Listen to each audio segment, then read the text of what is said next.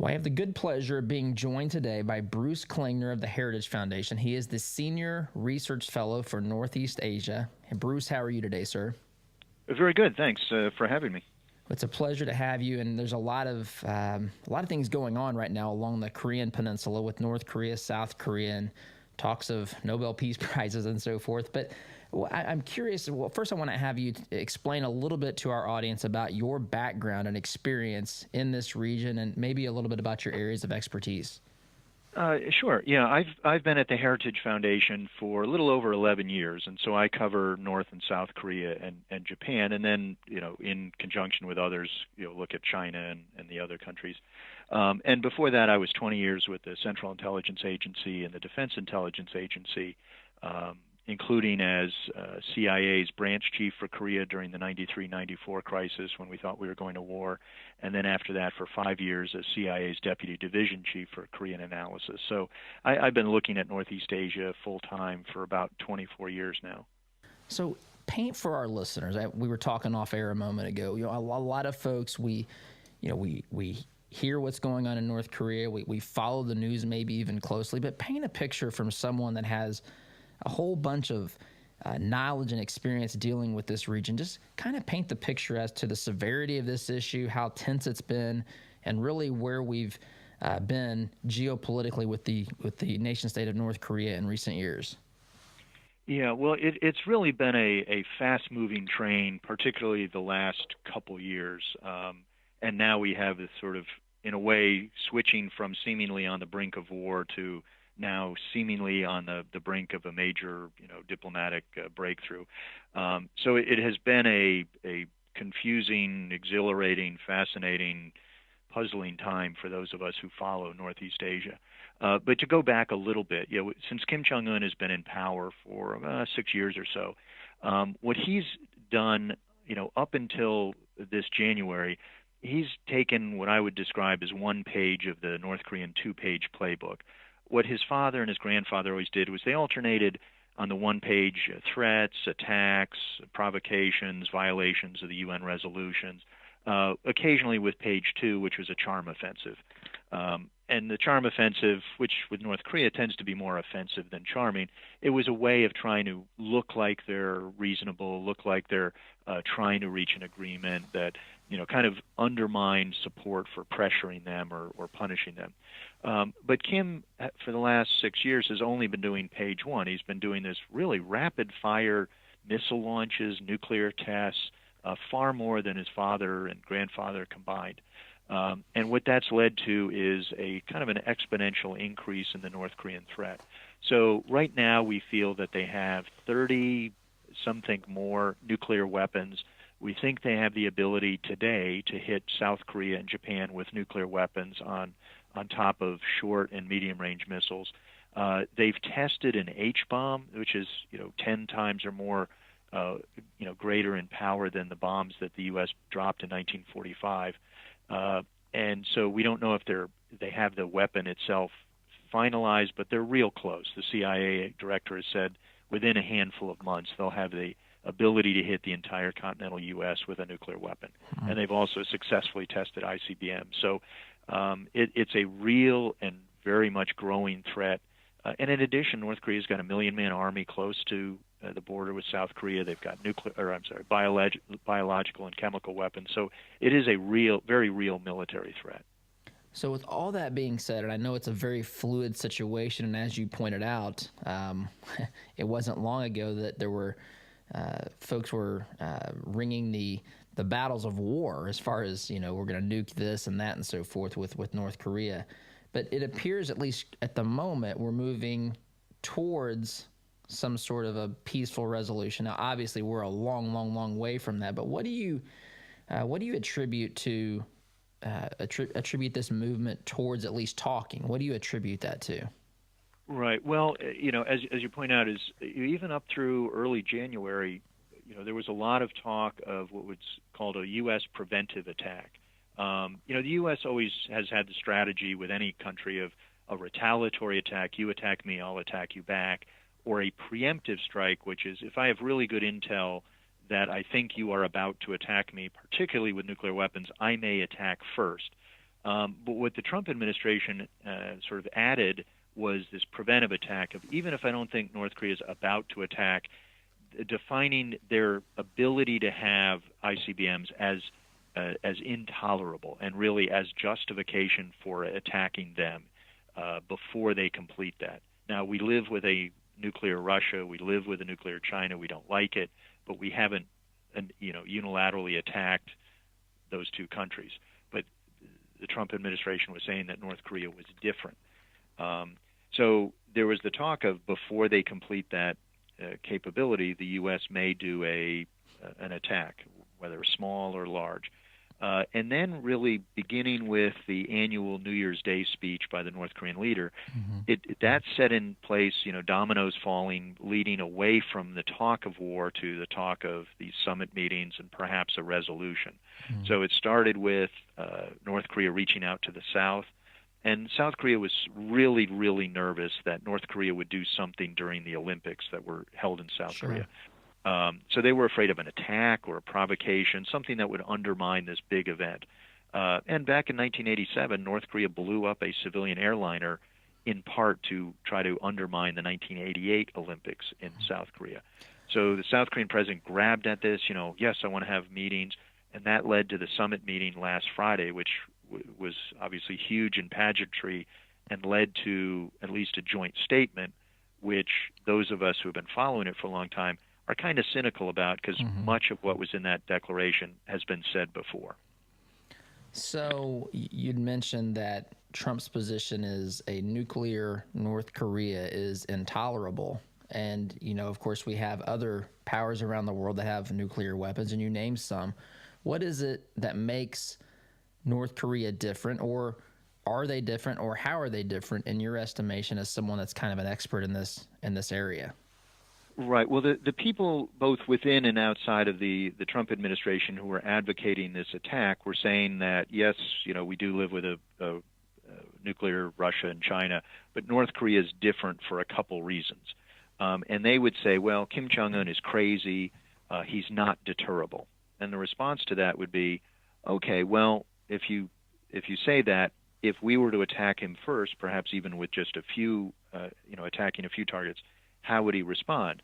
And they would say, well, he would know he couldn't hit back. It would be the end of his regime, that, the U.S. would unleash the full power of our military. So it's like, oh, so this crazy, undeterrable guy would make a sane, rational, logical decision to be deterred from responding to a U.S. attack. So it seemed to be counter-logical. Others would say that, well, it's the risk of proliferation. We need to attack them now so that they don't proliferate nuclear weapons. Or that, as General McMaster, who was National Security Advisor at the time, said, because Kim is so brutal to his people, we need to attack him, kind of overlooking that Stalin and Mao and any number of other folks were, incredibly brutal to their own people. Or, another idea was that North Korea wants to unify the peninsula. So there were kind of four main reasons why the U.S. would need to attack. And kind of all of the Korea watchers in Washington were pushing back against those ideas, saying it was not a good idea to initiate an attack because it very well could lead to an all-out war on the peninsula with hundreds of thousands, if not millions, of casualties. So if you're advising, let's say you're advising President Trump, his inner circle, on how to proceed or to do or to not to do regarding North Korea, what advice would you provide the president? Well, I would say that the last few months really have been, a whirlwind of surprises, given North Korea's diplomatic offensive. So there are some recent indications that Kim Jong-un may want to go for a big deal. Now, so I'd say to the president, yes, you should have a summit with him. Those of us who have been advocating increasing pressure on North Korea, one of the reasons was to get them back to the table in a meaningful way, trying to, through carrots and sticks, alter the mind of and their policy. So, by all means, the president should go. Now, before he made the decision to accept Kim Jong-un's invitation, the advice would have been, we do things from a bottom-up way. We don't send a president to negotiate a deal. You only send the president to sign something where every piece of punctuation in that treaty. So And in the past, when North Korea wasn't willing to make, kind of progress at the working level, we said, look, we're not going to send a president if we can't even make progress at a lower level. So that's why Bill Clinton didn't go to North Korea in 2000 when North Korea invited him. Now that we're in this top-down approach, I think the president needs to go, hear what Kim Jong-un has to say, but my advice to him would be, sir, a lot of things can sound really, really good, but there's a lot of baggage behind them. There's a lot of history behind them. We can't just sign some sweeping agreement which sounds great, because like most of what the Koreans agreed to on Friday are almost exact, text from previous agreements. So it'd be go, listen to what Kim Jong-un says, but there's devils in the details and there's a lot of history. So don't make some grand sweeping agreement. Kind of, take it under advisement, come back, let the experts assess stuff before we try to make some major change. What do you think Kim Jong-un's, motivation? What's he trying to accomplish here in your estimation? Do you have any sense of that? Well, I think in a way it's what North Korea has often done. Is as I said, they alternate threats and seemingly good behavior to kind of keep their opponents off balance. So he wants to be accepted as a nuclear state. What they often do is point to, say, India and Pakistan and say, look, when they tested nukes in 1998, you guys imposed sanctions. You were very angry, but eventually you got used to it. You reestablish relations. You let the sanctions kind of fade away. We want to be seen like Pakistan or Israel. We have nukes. You can't do anything about it. Let's move on. And so they also want to sort of divide the alliance between the U.S. and South Korea, give a sense of, look, the threat is gone or the threat is contained. Why do you have all these troops in South Korea? They're the impediment to reaching an agreement with the North, at least according to the North's, ideas. Mm-hmm. So they would look, if we promise to give up our nuclear weapons, again, if we sort of promise to behave ourselves, why can't we sign a peace treaty to finally end the Korean War after 60 or 70 years? Why can't we normalize relations? Kind of how can you be against that?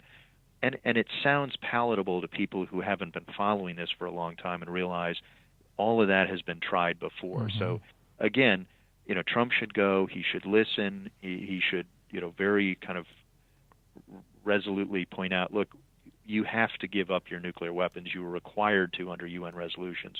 All of this sounds good. We appreciate it. We're going to go back and examine it rather than kind of making a knee-jerk acceptance or decision at the table. Sure. So what do you make of South Korean President Moon Jae-in saying that Trump deserves the Nobel Peace Prize? The Nobel Peace Prize. What do you make of all this and all the commotion that's come politically speaking? Right. Well, there's there's a little bit more to it than kind of him raving about the president. We know from previous meetings that the president and the Trump administration were kind of, in a way, browbeating allies into giving him credit. There was like okay, when you go out and talk to the U.S. press, you tell them that it was because of Trump, okay? And they'll say, yeah, we'll do that.